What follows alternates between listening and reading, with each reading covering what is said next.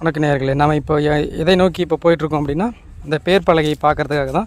அதுக்கு முன்னாடி இந்த பாறைகள்லாம் நான் உங்களுக்கு காட்டணும்னு ஆசைப்பட்றேன். இந்த பாறைகள்லாம் பாருங்கள் எப்படிலாம் வரி வரியாக இருக்குது அப்படின்ட்டு.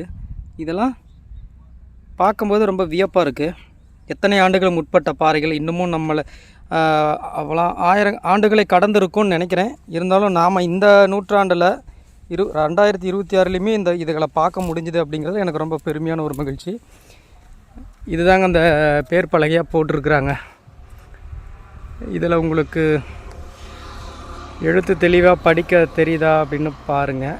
நான் படிக்கிறேன், கொஞ்சம் கேளுங்க. பாதுகாக்கப்பட்ட சின்னம், தமிழ்நாடு அரசு வாய்மையே வெல்லும். இது முத்திரை. கீழே தெளிவாக படிக்கிறேன் பாருங்கள்.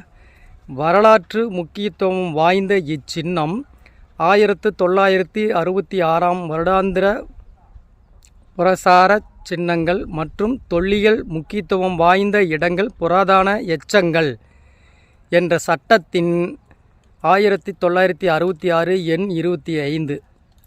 இதுதாங்க அந்த சட்டம். புராதன எச்சங்கள் அப்படிங்கிறதனுடைய சரத்தில் இருக்கிற சட்டம் 1966 எண் 25 கீழ் கொண்டு வரப்பட்டிருக்கிறது. இதை யாராலும் சேதப்படுத்தினாலோ அகற்றினாலோ ஊனப்படுத்தினாலோ அழிவுக்கு உட்படுத்தினாலோ தகாத முறையில் உபயோகப்படுத்தினாலோ சட்டப்படி தண்டிக்கப்படுவீர்கள். இத்தண்டனை 3 மாதங்கள் சிறை அல்லது ரூபாய் 5000 அபராதம் அல்லது இரண்டும் சேர்த்து தொல்லியல் துறை சட்டத்தின்படி விதிக்கப்படும். சட்டம் பிரிவு 29 படி விதிக்கப்படும் அப்படின்னு இதில் எழுதப்பட்டிருக்கு. மேலும் புராதன சின்னங்கள் மற்றும் தொல்லியல் முக்கியத்துவம் வாய்ந்த இடங்கள் மற்றும் எச்சங்கள் 1032 விதி 1971 படி பாதுகாக்கப்பட்ட இடத்திலிருந்து 100 மீட்டர் வரை தோண்டுதல் மற்றும் கட்டிட பணிக்கு தடை விதிக்கப்பட்டிருக்காங்க.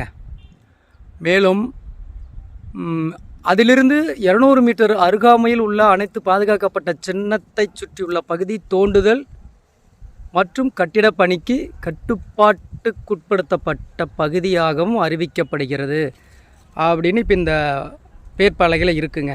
இது ரொம்ப மகிழ்ச்சியான செய்தி. ஏன்னா 1000 ஆண்டுகளுக்கு முற்பட்ட அந்த தொல்லியல் பாதுகாப்பு, கல்வெட்டு, சுனை இதெல்லாம் பாதுகாக்கணும் அப்படின்னு அரசு முக்கியத்துவமாக எடுத்திருக்கிறது மகிழ்ச்சி தான். வாங்க அடுத்த பதிவில் சந்திப்போம்.